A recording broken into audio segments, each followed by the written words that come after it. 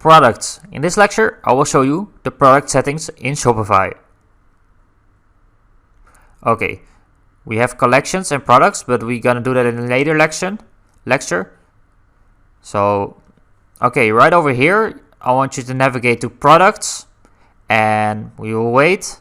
And here you see all your products, but we don't have added any products yet. We're gonna do that later in this course.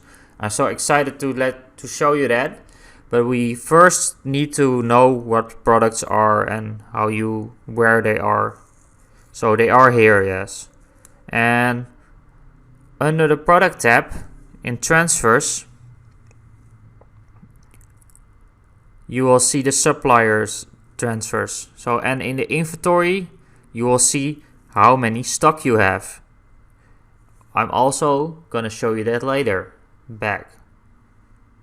So don't worry, if you don't know what I mean, I'm all gonna explain to you in later lectures. So these are the collections, and I'm also gonna explain that.